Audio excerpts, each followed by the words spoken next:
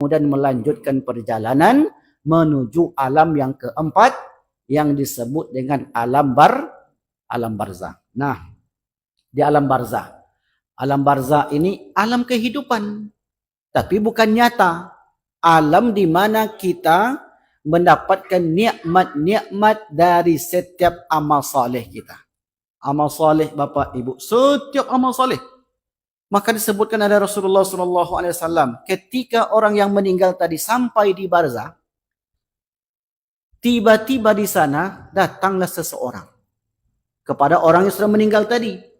Orang ini disebutkan ciri-cirinya oleh Nabi. Waja'a rajulun thayyibur rihi, aromanya wangi. Hasanul wajhi, wajahnya indah dipandang. Kemudian thayyibur rihi, aromanya wangi. Hasanul wajhi, kemudian hasanus thiyabi, pakaiannya bagus. Berpakaian bagus, wajahnya indah, aromanya wangi. Kemudian orang ini tiba-tiba ngomong ke kita. Ya fulan abshir.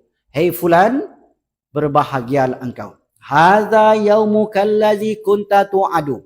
Inilah hari-hari yang Allah janjikan kepadamu di dunia dahulu.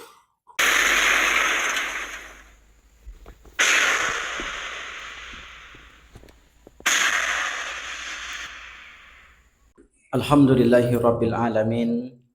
Khalaqal mauta wal hayata liyabluwakum ayyukum ahsanu amala. Asyhadu an la ilaha illallah wahdahu la syarikalah wa asyhadu anna Muhammadan abduhu wa rasuluhu la nabiyya ba'dah. Allahumma salli ala Sayyidina Muhammad wa ala ali Sayyidina Muhammad. Pertama sekali kita bersyukur kepada Allah. Di malam ini kita kembali dapat bertemu, bertatap muka dalam kajian ilmiah, kajian ilmu. Mudah-mudahan waktu yang kita luangkan hendaknya senantiasa mendatangkan pahala bagi kita, dan kelak amalan-amalan dari yang kita lakukan ini dapat menolong di hadapan Allah Subhanahu wa taala. Selanjutnya salawat dan salam tak lupa pula kita haturkan kepada junjungan alam Nabi besar Muhammad sallallahu alaihi wasallam. Allahumma salli ala Sayyidina Muhammad wa ala ali Sayyidina Muhammad. Kaum muslimin, Bapak Ibu hadirin hadirat yang dimuliakan Allah, setiap Ahad malam di pekan pertama di Masjid Jami'ut Zahidin kita membahas satu tema khusus, satu pembahasan khusus, yaitu tentang perjalanan hidup kita setelah kita meninggalkan kehidupan dunia. Karena itu penting untuk kita ketahui kemana kita akan berada, kemana kita akan pergi, di mana kita berada setelah kita meninggalkan kehidupan dunia. Maka untuk menjawab kemana kita pergi dan di mana kita berada, terjawab di dalam Al-Quran dan hadis Nabi Muhammad SAW. Maka nama kajian yang kita namai dengan nama perjalanan hidup setelah kematian. Baik Bapak Ibu yang dimuliakan Allah, secara umum, karena terakhir kali tema ini kita sampaikan di bulan Februari, Maret, puasa Ramadan, April, Syawal, maka kita mulai lagi di bulan Zulqa'dah ini. Jadi terakhir sekali kita di bulan Februari. Maka kita ulang sedikit tema lama, kemudian kita masuk ke pembahasan baru. 5 alam kehidupan yang kita lalui. Kita di sini maknanya seluruh manusia. Berimankah dia, tidak berimankah dia, kaya, miskin, tua, muda, laki, perempuan, semuanya sama. Dahulu, alam yang pertama yang kita lalui dinamai dengan alam ruh. Semuanya kita berasal dari sana, alam arwah. Maka ketika Allah ciptakan ruh yang sekarang berada di dalam tubuh kita, ketika itu Allah kumpulkan ruh, lalu kemudian Allah tanyai ruh itu. Apa kata Allah ketika itu? Alastu bi rabbikum. Kalian akui atau tidak saya sebagai Tuhan kalian? Maka kemudian kita jawab, qalu bala syahidna. Ya Allah, kami akui Engkau adalah Tuhan kami. Inilah pertemuan kita pertama dengan Allah Subhanahu wa taala di alam arwah.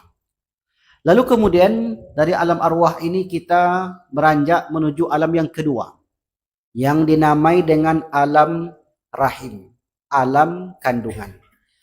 Ketika kita berumur 120 hari, janin, dulu kita berbentuk janin dalam keadaan sempurna, tangan, kaki, mata, semua sudah lengkap.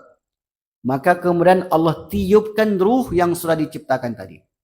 Fa idza sawaituhu wa nafakhtu min ruhi. Setelah aku selesai sempurnakan ciptaanku itu, aku tiupkan ruh yang sudah aku ciptakan, kata Allah. Faqa'u lahu sajidin. Lalu mereka semuanya bersujud sungkur. Di saat yang sama, maka kita pun teken kontrak bahasanya Bapak Ibu. Teken kontraknya apa? Ditulislah ketika itu rezeki kita di dunia ini sekaligus dengan ajal kita. Jadi ajal artinya adalah batas kehidupan di dunia. Likulli ummatin ajal, kata Al-Quran. Setiap umat, setiap manusia, setiap orang sudah ada ajalnya. Fa idza jaa ajaluhum la yastakhiruna sa'ah wala yastakdimun. Tak bisa dimajukan sedikit pun dan tak bisa diundur sedikit pun. Saya sudah punya ajal, tapi saya tak tahu. Allah rahasiakan ajal saya. Yang pasti ajal saya sudah ditulis. Berapa lama? Wallahu alam bisawab. Bisa jadi 40 tahun, bisa jadi 50 tahun, bisa jadi 60 tahun, bisa jadi 70 tahun. Kata Nabi, umur umatku itu a'maru ummati baina sittin wa sab'in. Wa aqallu may yajuzu zalika. Umur umatku itu kisaran antara 60 sampai 70. Dan sangat sedikit yang lebih daripada itu. Apa maknanya hadis ini? Pada umumnya orang banyak yang meninggal di umur itu. Meskipun ada yang sebelum itu, meskipun juga ada yang sesudahnya. Cuma pada umumnya kata Nabi, a'maru ummati, umur umatku itu antara 60 sampai 70 tahun. Lebih daripada 70 ada, tapi jumlahnya tidak sebanyak yang berumur 60 tahun ke bawah. Nah, karena setiap kita ini sudah ajal, maka kita pun tinggalkan alam rahim menuju alam dunia untuk menghabiskan jatah ajal. Maka terlahirlah kita ke dunia. Maka kehidupan dunia, kata Al-Quran, perjalanan kita dibagi kepada 3 tahapan, 3 periode. Periode pertama disebut periode lemah. Semuanya kita dahulu berasal dari keadaan lemah. Waktu kecil maksudnya. Apa-apa kita minta bantu kepada orang tua kita. Makan disuapin. Memakai baju dipakaikan. Ke kamar mandi ditemani, dimandikan, dicebokkan oleh orang tua kita. Apa-apa minta bantu. Dan kita tak bisa berbuat apa-apa ketika itu kecuali hanya menangis dan menangis. Begitulah lemahnya. Allahul ladzi khalaqakum min di'fin. Allah ciptakan kalian bermula dari keadaan lemah. Inilah maksudnya. Saat kita kecil dahulu. Summa ja'ala min ba'di da'fin quwwah. Setelah kalian lemah itu, kemudian kalian menjadi kuat. Apa pula maksudnya menjadi kuat? Bertambah umur, bertambah tenaga, bertambah akal. Dulu akal kita sangat lemah. Gampang sekali lupa. Diingatkan oleh ayah mak kita, jangan main api nanti terbakar, main juga. Jangan main api nanti terbakar, akhirnya terbakar. Jangan main tepi jalan nanti terjatuh, tabrak motor, tabrak mobil. Karena anak-anak begitulah sifatnya, gampang lupa. Tapi kemudian bertambah umur, fisik pun semakin kuat, ingatan semakin kuat, semakin tajam, dan semuanya menjadi kuat. Nah, kekuatan manusia itu Bapak Ibu, kata Al-Quran, ketika orang itu berumur asyuddah, falamma balagha asyuddahu, umur 33 tahun. Itulah puncaknya, Pak. Di kekuatan kita ini, ibu-ibu, bapak-bapak, di umur 33. Naik di atas itu sedikit dah mulai lemah. Apalagi sudah masuk umur 40. Maka kalau sudah merasa berumur 40 tahun, ada satu doa yang diajarkan oleh Al-Quran. Jadi kalau sudah merasa umur 40 tahun, ini sudah 40 tahun tuh belum nih? Belum lagi. Ibu-ibu dah 40 tahun. Jadi kalau belum lagi 40 tahun nggak apa-apa. Tapi kalau sudah merasa 40 tahun, tengok Al-Quran nanti surat Al-Ahqaf. Di situ ada surat Al-Ahqaf ayat yang ke-15. Itu doanya. Jadi kalau ada orang nanya, apa amalan kami Ustaz? Kalau sudah masuk usia 40 tahunan. Itulah amalannya. Falamma balagha arba'ina sana. Ketika berumur 40 tahun. Rabbi auzi'ni an ashkura ni'mataka allati an'amta alayya wa ala walidayya wa an a'mala salihan taradahu wa aslih li fi dhurriyyati inni tubtu ilaika wa inni minal muslimin. Bagi kata para ulama, kalau sudah menginjak usia 40 tahun, doa ini jangan pernah ditinggalkan. Karena betul situ sebut 40, Pak. Balagha arba'ina sana. Karena ketika orang sudah masuk usia 40, kekuatannya mulai melemah. 40 itu dah mulai melemah, tapi masih kuat. Belum hilang semua tenaganya, tapi sudah mulai melemah. Maka ketika tenaga, pikiran mulai melemah, inilah amalannya. Baca satu hari itu sekali minimal. Sekali sehari. Catat, saya ulang lagi. Surat Al-Ahqaf ayat 15. Ada ikhtilaf. 15. Saya ulang sekali lagi. Nanti khawatirnya pas buka pintu masjid 12 atau 15 tadi ya. Biasa kan begitu kita, Pak. Tak ingat lagi. Ayat 15. 5, 5, 5. Jadi angkat tangannya 3 kali. 5, 5, 5. Itu mudah mengingatnya. Jadi 3 kali angkat tangan. 5, 5, 5. 15. 3 atau 5 kali angkat tangan tadi Ustaz. Ada lupa loh. Ayat 15. Doanya apa? Rabbi auzi'ni an ashkura ni'mataka allati an'amta alayya wa ala walidayya wa an a'mala salihan tardahu wa aslih li fi dzurriyyati inni tubtu ilaika wa inni minal muslimin. Di ayat itu Bapak Ibu 6 amalan di hari tua.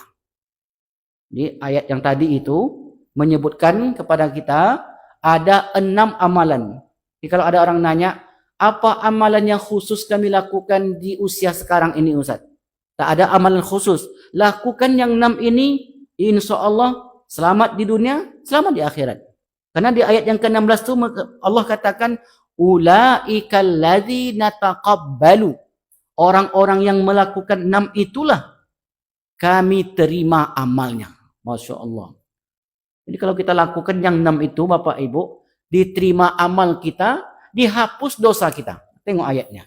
Itu ayat yang ke-16. Kapan kita mulai baca doa ini? Menginjak usia 40 tahunan. Karena kata Al-Quran, Allahul ladzi khalaqakum min di'fin summa ja'ala min ba'di di'fin quwwah. Setelah kalian lemah itu kalian kuat. Itulah tadi umur 40 tahunan. Summa ja'ala min ba'di quwwatin dha'fa. Setelah kalian kuat, kalian akan kembali lemah. Nah, lemah yang kedua, lemah pertama ketika kecil. Itu fase yang pertama, lemah. Fase yang kedua, fase kuat. Umur 40-an. Fase yang ketiga, 50 ke atas, itu mulai lemah. Nah, Bapak Ibu di fase mana? Yang pertama, kedua atau ketiga? Yang ketiga, alhamdulillah. Yang ketiga. Ibu-ibu yang pertama, yang ketiga. Yang ketiga ini Pak, persis seperti yang pertama. Seperti apa persisnya Ustaz? Tengok Al-Quran. Wa man nu'ammirhu nunakkisu fil khalq. Itu surat Yasin yang selalu kita baca.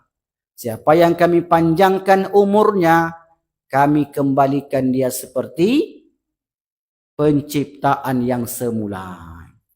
Apa maksud penciptaan yang semula? Waktu kecil kalau duduk kita disenderkanlah sama mak dan ayah kita. Ke tangannya, ke dadanya, supaya tulang punggung tidak bungkuk. Waktu kecil. Sekarang kalau duduk bersandar. Sama kan? Nah, ini sama Pak. Coba tengok banyak sana. Sama Pak.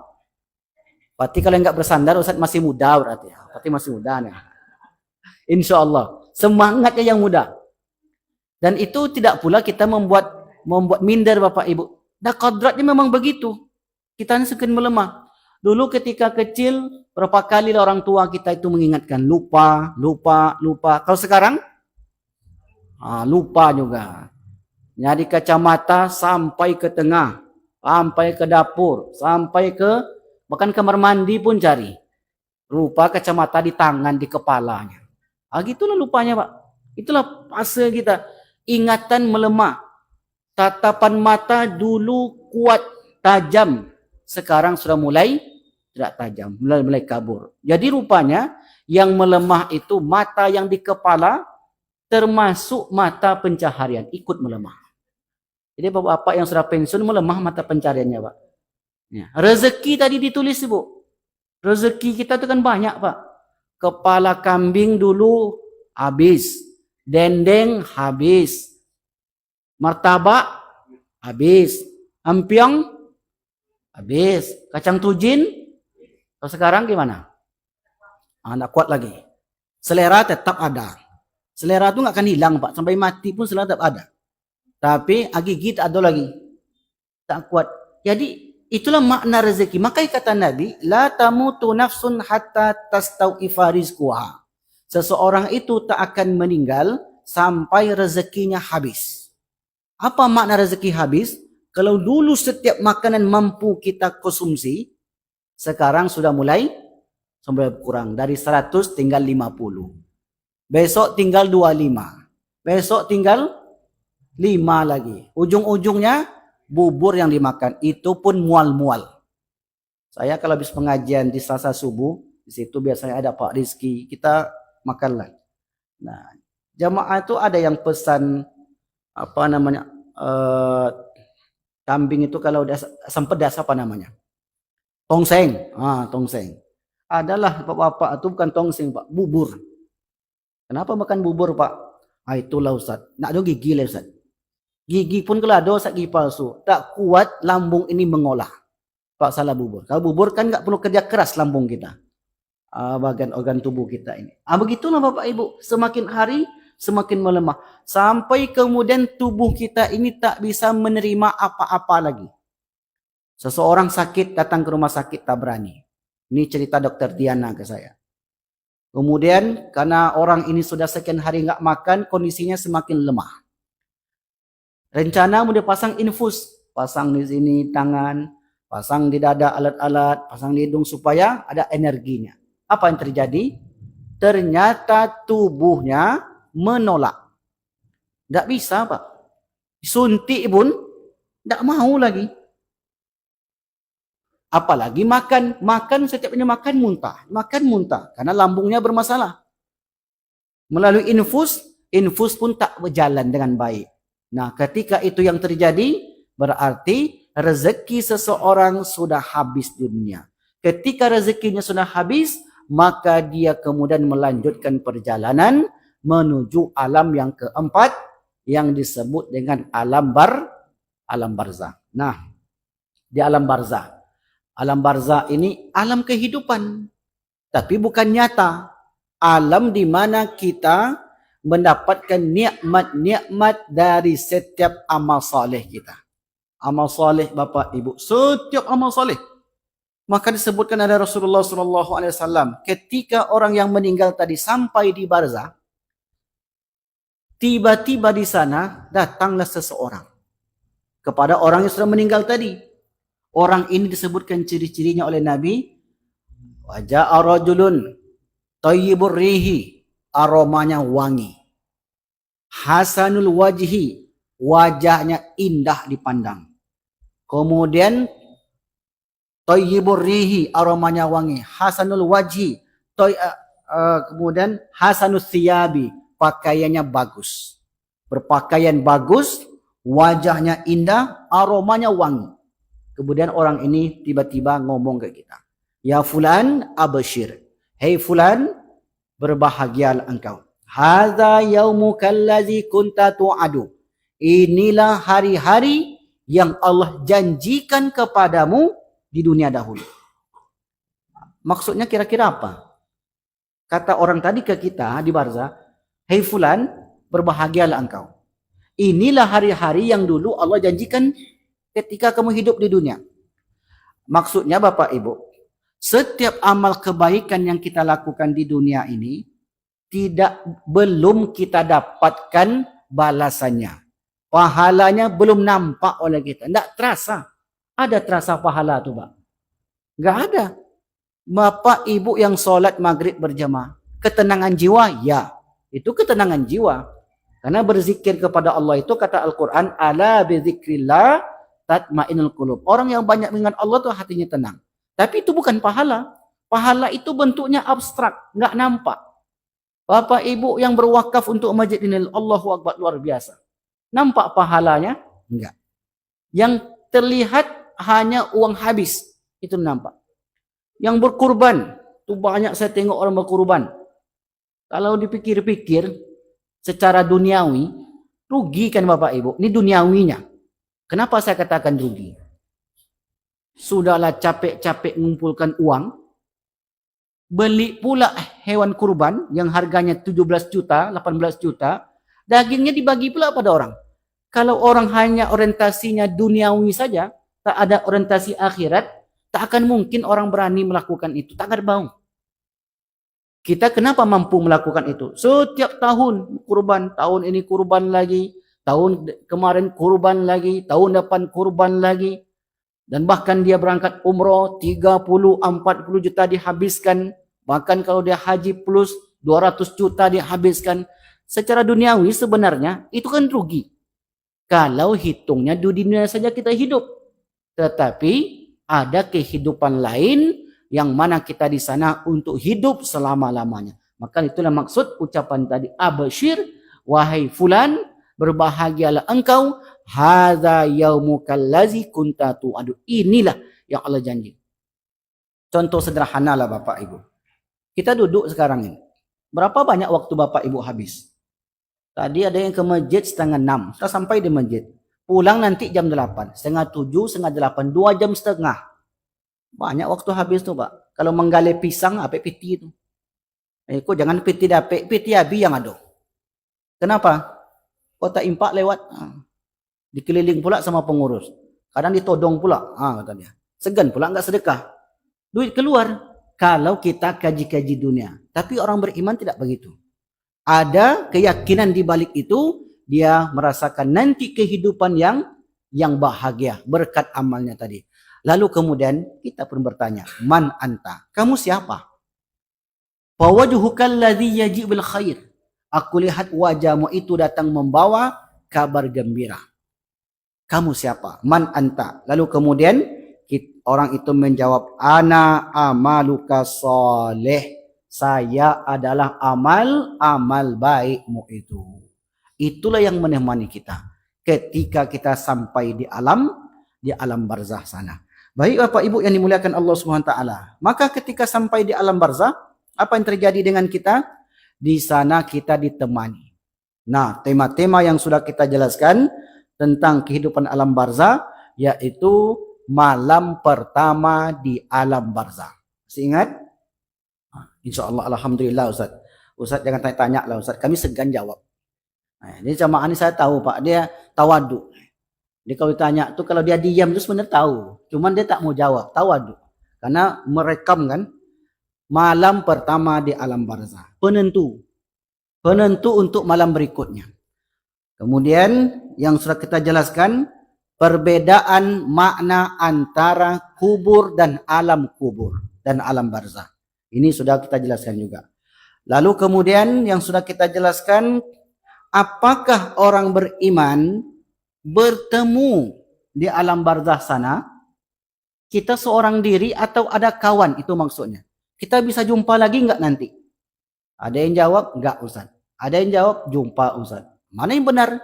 Kita tengok hadis Nabi. Nabi itu mengatakan inna arwahal mu'minin lataltaqiyan. Sesungguhnya roh-roh orang beriman itu saling berjumpa.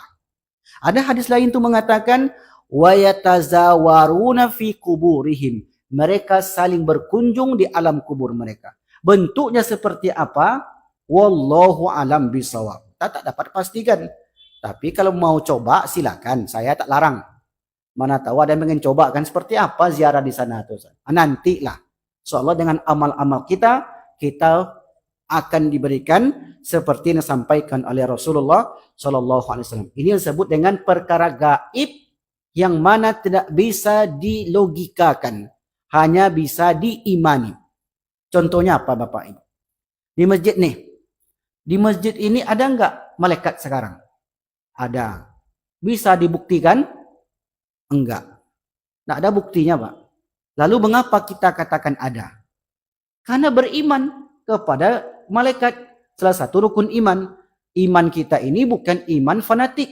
Bukan iman ngikut-ngikut saja. Iman berdasarkan dalil dari Al-Quran dan hadis Nabi.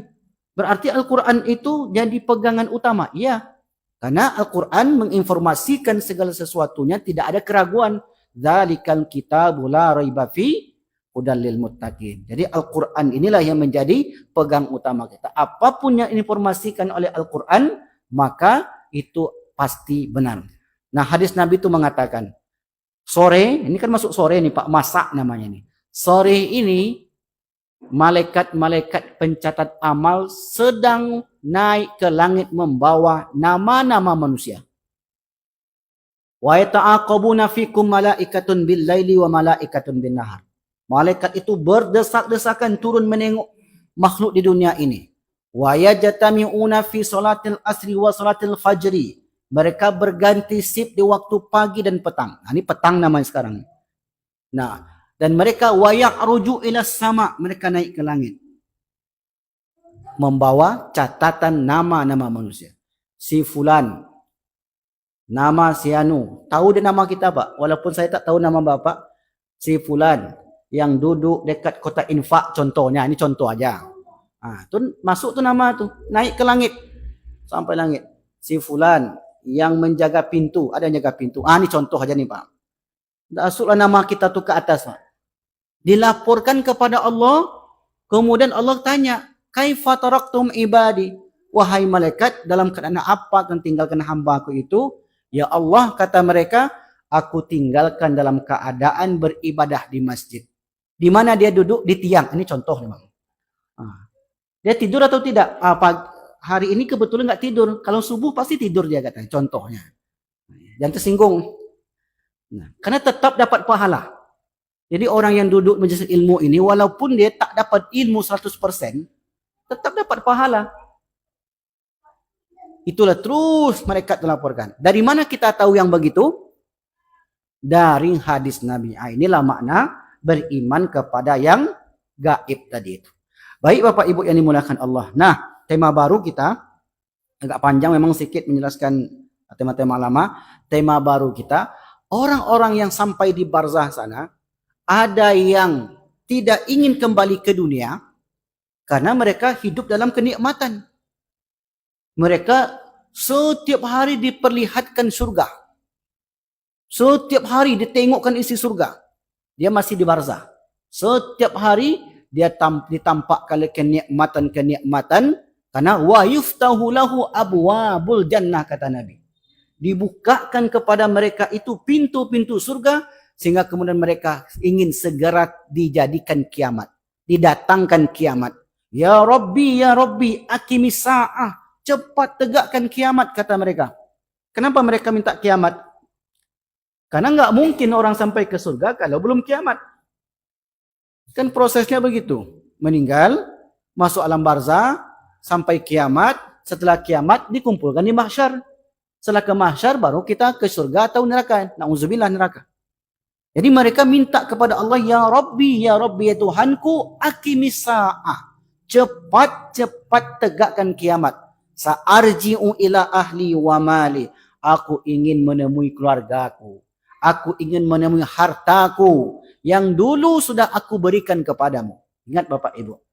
Setiap harta yang kita berikan untuk Allah akan datang kepada kita. Salah satu contohnya, karena dekat hari raya Idul Adha, hewan kurban itu menjadi salah satu tunggangan kita nanti. Innahu la ya'ti, sesungguhnya hewan kurban kalian itu akan datang kepada kalian.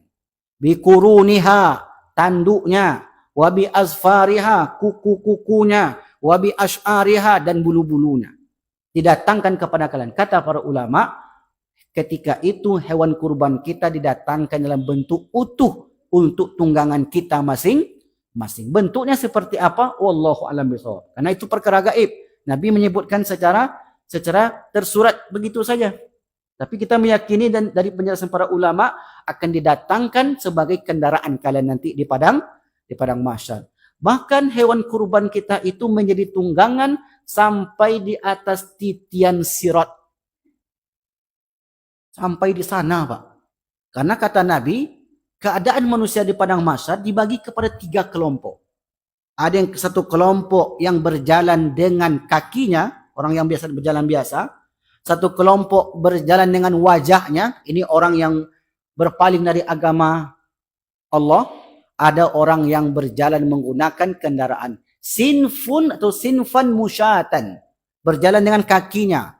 Wa sinfan yamsuna ala wujuhihim, ada yang berjalan dengan wajah mereka. Wa sinfan rukbanan, ada yang berjalan menggunakan kendaraan.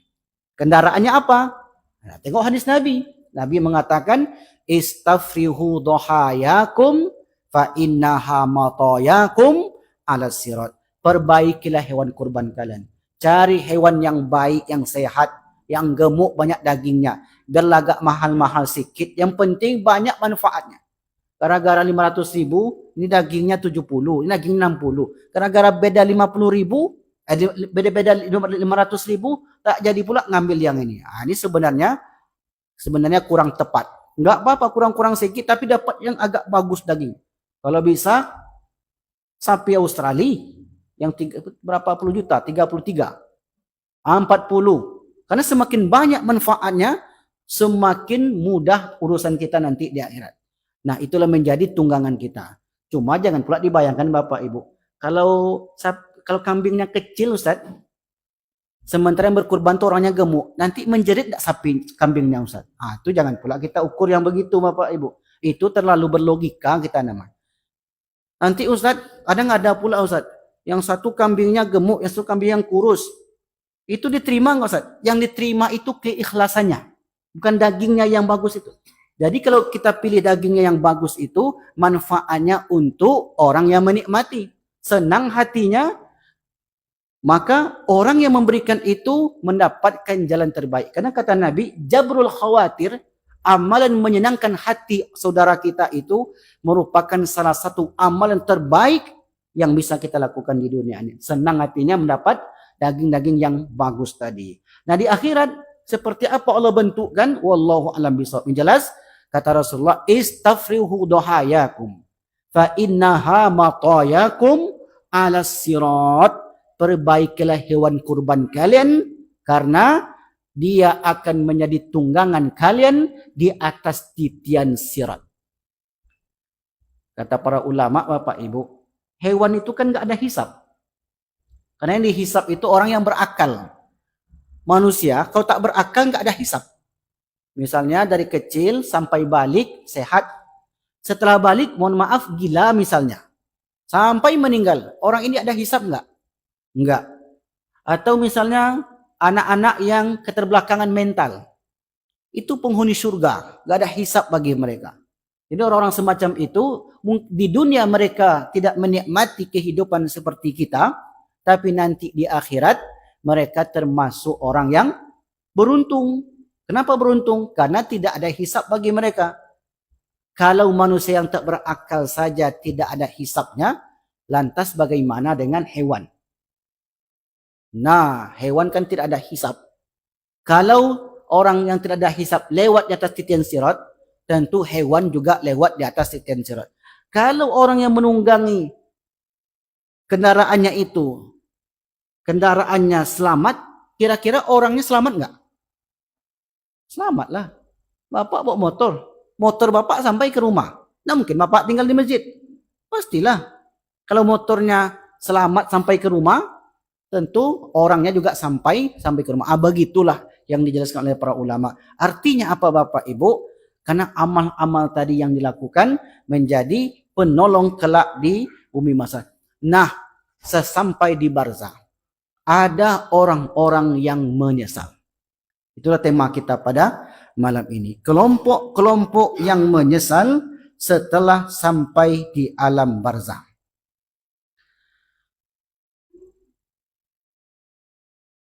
Kelompok-kelompok yang menyesal sampai di alam barzah. 136. Dalam buku yang kita tulis, Perjalanan Hidup Setelah Kehidupan di Dunia. Yang pertama, ada 5 kelompok yang saya tulis berdasarkan dalil Al-Quran dan hadis. Insya Allah yang pertama ini kita dapatkan. Dan mudah-mudahan kita istiqomah sampai akhir hayat. Karena yang pertama orang yang menyesal adalah orang yang tidak beriman.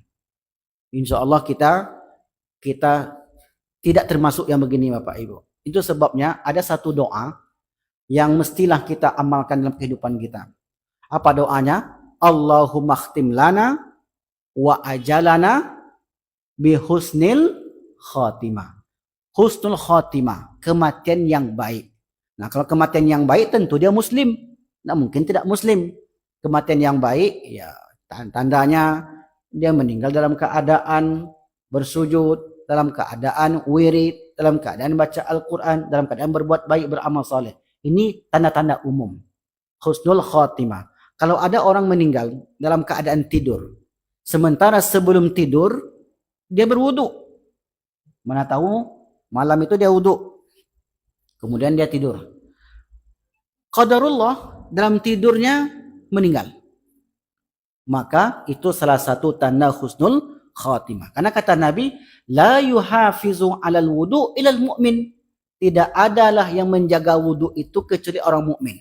Berarti dia meninggal dalam keadaan beriman. Karena mukmin orangnya iman keyakinannya. Maka itulah amalan. Jadi kalau Bapak Ibu mampu, sanggup melakukan sebelum tidur itu berwudu, maka lakukan. Apa pas betul sebelum tidur Ustaz? Enggak mesti.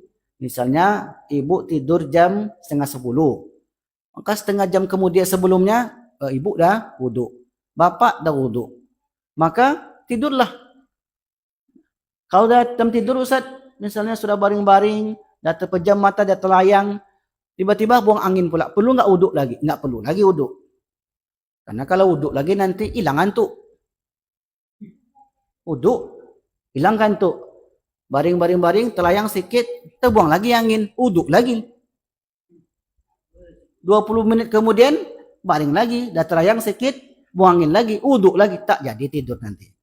Pas subuhnya, rupanya disitulah dia balas dendam. Cari tiang, duduk di bawah situ. Tadi malam enggak tidur Ustaz kata. Karena mengamalkan. Jadi, jangan pula seperti menyusahkan namanya. Jadi cukup sekali saja. Kalau tidurnya 9:30, jam 9 tu wudu. Kalau nanti terlepas, ya kan kita kan nggak bisa menjaga wudu tuh Bapak Ibu. Kita berusaha. Karena kondisi tubuh seorang kan berbeda-beda. Nah, meninggal dalam keadaan tidak beriman. Inilah penyesalan terbesar manusia ketika sampai di barzah. Makanya kalau khotib naik mimbar, mesti dia berpesan wala tamutunna illa wa antum musliman. Jangan kalian wafat. Jangan kalian tinggalkan dunia ini kecuali dalam keadaan muslim, berserah diri. Karena kalau sudah muslim, insya Allah masuk surga Bapak Ibu. Walaupun misalnya karena banyak dosanya akan lambat, tapi tetap. Tapi kalau sudah tidak beriman, tidak ada cerita lagi. Oleh karenanya kita berdoa kepada Allah agar ditutup usia kita ini dengan penutupan yang baik, husnul khatimah. Nah, apa contohnya? Nih. Al-Quran surat Al-Mu'minun. Surat yang ke-23. Al-Mu'minun. Ayat yang ke-99 dan 100. A'udzubillahi minasyaitonirrajim. Hatta idza jaa'a ahadahumul mautu qala rabbirji'uni. La'alli a'malu salihan fima taraktu. kalla innaha kalimatun huwa qailuha wa min waraihim barzakhun ila yaumi yub'atsun. Demikianlah keadaan orang-orang kafir itu. Hingga apabila datang kematian kepada seseorang dari mereka, dia berkata,